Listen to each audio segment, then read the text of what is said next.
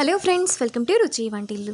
ఈరోజు మనం టమాటా పచ్చడి చాలా టేస్టీగా ఎలా తయారు చేసుకోవాలో చూద్దాము. ఈ పచ్చడిని మనం చాలా సింపుల్గా ప్రిపేర్ చేసుకోవచ్చు. వేడివేడి అన్నంలో నెయ్యి వేసుకొని తింటే చాలా బాగుంటుంది. అన్నంలోకే కాకుండా ఇడ్లీ, దోశల్లో కూడా బాగుంటుంది. సో లేట్ చేయకుండా వీడియోలోకి వెళ్ళిపోదాం.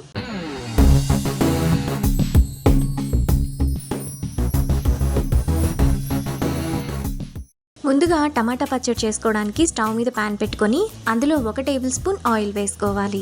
ఆయిల్ వేడైన తర్వాత అందులో 2 టేబుల్ స్పూన్ల పల్లీలు, 1 టీ స్పూన్ ధనియాలు, కారానికి తగినట్టుగా 10 పచ్చిమిరపకాయలను కడిగి ఇలా తుంచుకొని వేసుకోవాలి. ఇప్పుడు పల్లీలు, పచ్చిమిరపకాయలను మీడియం ఫ్లేమ్లో ఫ్రై చేసుకోవాలి. పల్లీలు, పచ్చిమిరపకాయలు ఈ విధంగా వేగిన తర్వాత అందులో ఒక చిన్న కట్ట కొత్తిమీరను కడిగి వేసుకొని ఒకసారి కలుపుకోవాలి. కొత్తిమీర కూడా కొద్దిగా వేగిన తర్వాత మిక్సీ జార్లోకి వేసుకొని పక్కన పెట్టుకోవాలి. ఇప్పుడు అదే ప్యాన్లో చిన్న చిన్న ముక్కలుగా కట్ చేసుకున్న 1/2 కిలో టమాటా, చిన్న ఉసిరికాయ సైజంత చింతపండు, టేస్ట్కి తగినంత ఉప్పు వేసుకొని ఒకసారి కలుపుకోవాలి. టమాటా బాగా పుల్లగా ఉంటే చింతపండు ఎక్కువగా వేసుకోవాల్సిన అవసరం ఉండదు. ఇలా కలుపుకున్న తర్వాత మూత పెట్టుకొని మధ్య మధ్యలో కలుపుతూ టమాటాను మెత్తగా మగ్గనివ్వాలి. టమాటా ఇలా మెత్తగా మగ్గిన తర్వాత అందులోని నీరంతా ఎగిరిపోయేంత వరకు మధ్య మధ్యలో కలుపుతూ ఉండాలి. టమాటాలోని నీరంతా ఎగిరిపోయి ఇలా దగ్గరకు అయినప్పుడు స్టవ్ ఆఫ్ చేసుకొని చల్లారనివ్వాలి.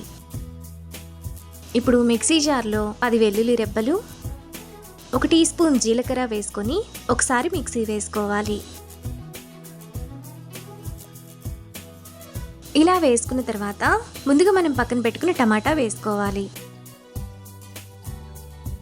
ఇప్పుడు మిక్సీ జార్ మూత పెట్టుకొని కొంచెం బరకగా మిక్సీ వేసుకోవాలి. టమాటా పచ్చడిని ఇక్కడ చూపిస్తున్నట్టు మరీ మెత్తగా కాకుండా కొద్దిగా బరకగా ఈ విధంగా వేసుకోవాలి. ఇప్పుడు ఈ పచ్చడిని ఒక బౌల్లోకి తీసుకొని పక్కన పెట్టుకోవాలి. ఇప్పుడు స్టవ్ మీద ప్యాన్ పెట్టుకొని అందులో 1 టేబుల్ స్పూన్ ఆయిల్ వేసుకోవాలి. ఆయిల్ వేడైన తర్వాత 1 టీ స్పూన్ తాలింపు గింజలు, 2 ఎండుమిరపకాయలు, 1 రెమ్మ కరివేపాకు వేసుకొని ఫ్రై చేసుకోవాలి.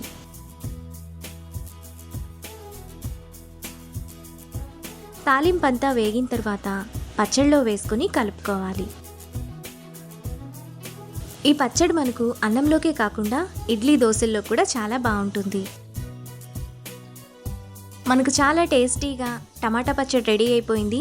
ఇప్పుడు ఈ పచ్చడిని వేడివేడి అన్నంలో నెయ్యి వేసుకొని తింటే ఎంతో టేస్టీగా ఉండే టమాటా పచ్చడి రెడీ. ఈ రెసిపీని మీరు కూడా ట్రై చేసి మీకు టేస్ట్ ఎలా కుదిరిందో నాకు కామెంట్స్లో షేర్ చేయండి. ఈ వీడియో కనుక మీకు నచ్చినట్లయితే లైక్ చేసి, షేర్ చేసి, సబ్స్క్రైబ్ చేయండి.